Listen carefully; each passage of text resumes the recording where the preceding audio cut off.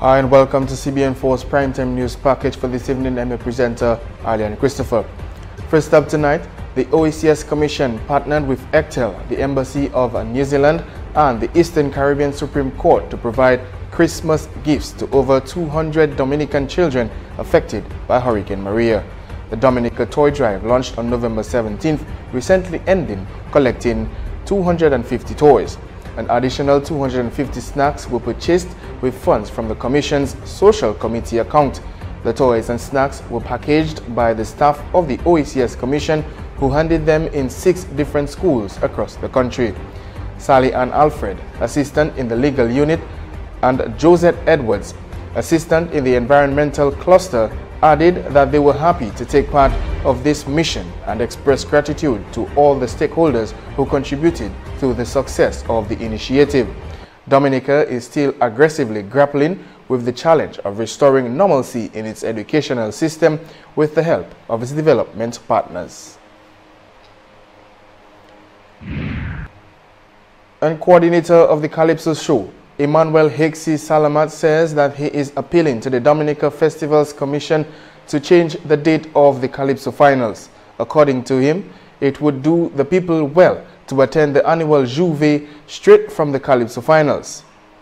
Into DFC to see if they can get us the Calypso Finals on the 11th instead of the 10th, so that we have a proper traditional thing where straight from the Calypso Finals we go into the Juve, because there's special Juve this year where they curtail most of the hi-fi thing and we're more traditional. So we go in, everybody go into the Juve from the show. You know, that's how it used to be before. You just go from the show and the song that's sticking in people's head, everybody go out in the street singing it. Salamat revealed that this year's carnival celebrations would take on a more traditional approach. For that reason, he is hoping that the DFC agrees to host the event on the 11th of February rather than the 10th. And we'll be back with more news right after this break.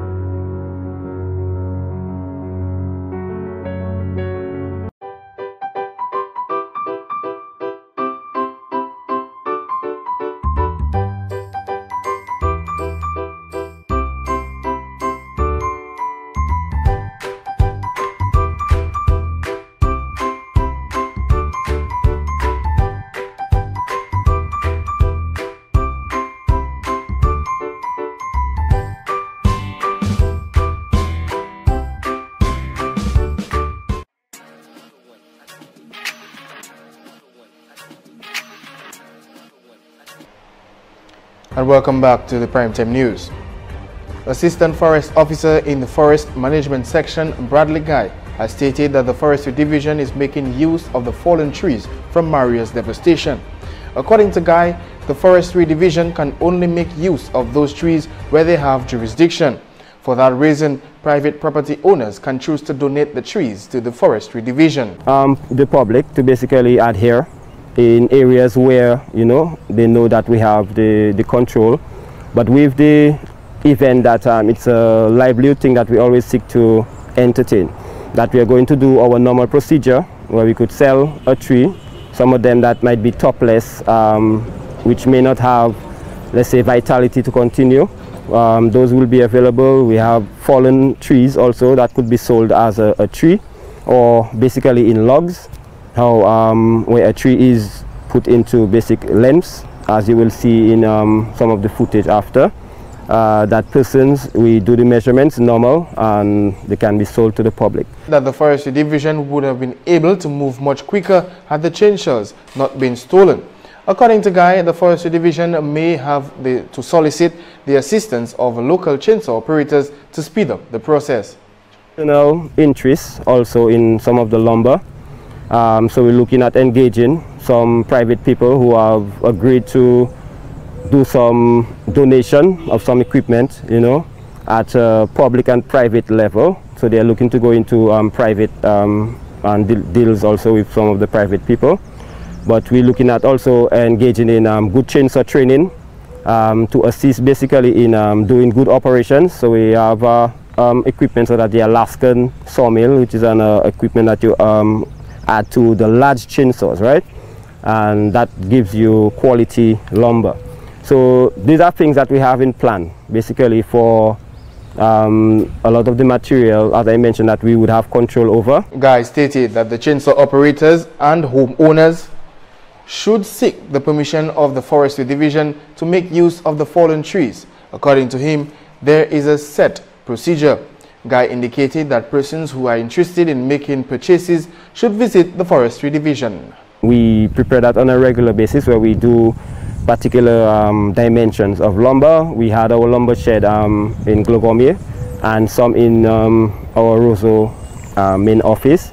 As I mentioned, after passage of the hurricane, our sheds and so were destroyed.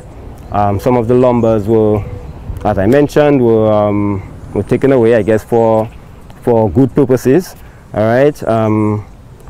So basically we do that on a regular basis, okay? We have the basic dimensions that somebody could take and do a cupboard, they could do some flooring, but a lot of the lumber that we produce are for internal for now.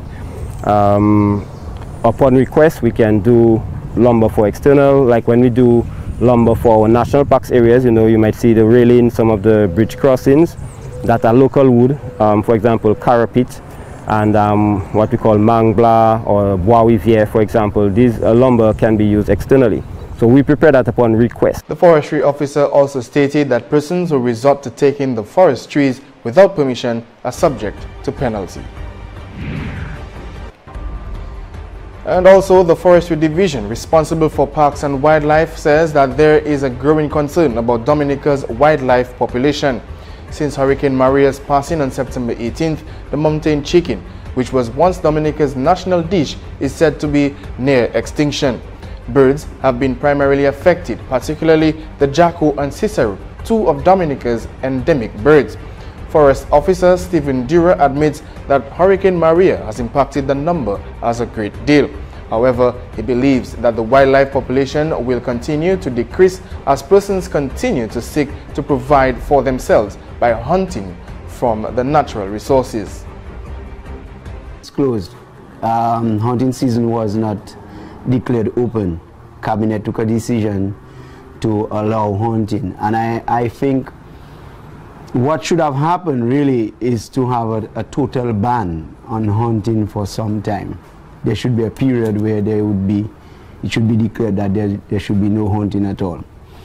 I guess with time that is probably going to happen, because almost every species, of wildlife, suffered impact, heavy impact from Hurricane Maria. And there are some species that we have not been able to see or hear. Right? Some animals we see less, some we see quite a number. You know, they have survived, they were struggling, they're still struggling, and so we have not been able to account for a number of species, particularly birds and so on, and some other species of wildlife. Dira says the Forestry Division is making preparations to engage the public in assisting them with the feeding process. Dira noted that some species of birds had been reported to be in areas that are very unlikely. He says this is an indication that the animals are in search of food and proper dwelling. What we're currently going to do is to look at establishing a feeding program.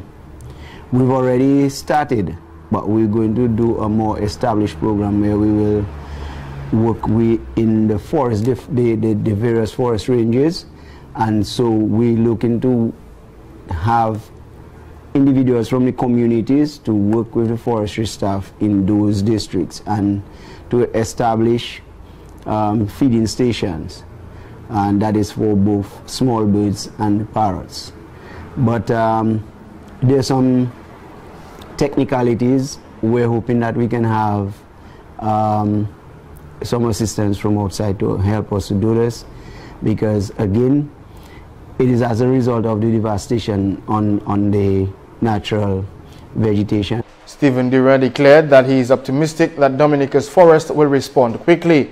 Dira says that in areas where the forests have responded by shooting new leaves, flowering and fruiting, some parrots have been able to source food from trees. According to Dira, this is especially good news for farmers since birds have resorted to depredating on farmers' crops for survival. Stay tuned for more local news highlights right after this break.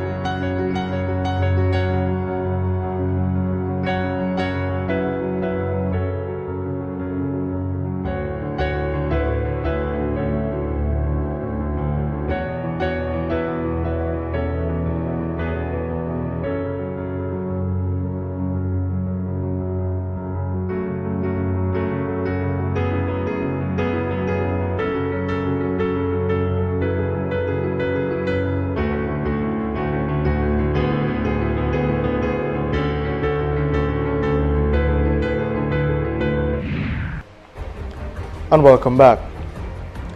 Member of Parliament for the St. Joseph constituency, Kel Vadaru, said that he is satisfied with the efforts displayed by the residents of Meru in ensuring the cleanliness and upkeep of the Meru Beach post-Hurricane Maria. I want to thank tremendously the community of Meru and the residents there for doing a tremendous work in cleaning of the beach and getting the beach back to a state of readiness for the upcoming tourism season. The residents there worked diligently, and we partnered with the Ministry of Tourism to ensure that we can get the beach back to a state of readiness for the tourist season, because as we are all aware, Meru is one of the most popular beaches in Dominica. Daru also noted that a partnership was formed with the UNDP in the Layu community for a similar beach cleanup. And that is ongoing as I speak, and I'm very happy that once again we have gotten that support and we are able to engage locals on that project towards the cleanliness of the beach in Layu. Also in the news, the government of Dominica have announced that it has been able to remove all the residents who were housed at the Isaiah Thomas Secondary School post-Hurricane Maria back at the Hillsborough Gardens where they reside. Daru noted that the houses were re-roofed in order to fully hand over the school back to the principal and staff of the ITSS. Daru stated that the partnership with the Dominica Red Cross was formed to assist in the rebuilding process in the Layu community. We have ongoing housing renovations in the community of Layu and St. Joseph. We've partnered with the Red Cross in the community of Layu to re-roof some of the houses that were impacted post-Maria, and the government is providing tremendous support towards that initiative. Member of Parliament for the St. Joseph constituency, Kelva Daru. And that takes us to the end of the Primetime News package for this evening. If you've missed any of the stories, you can catch up on CBN4.com or visit our Facebook page. Until our next broadcast, I am Alian Christopher saying thank you for watching.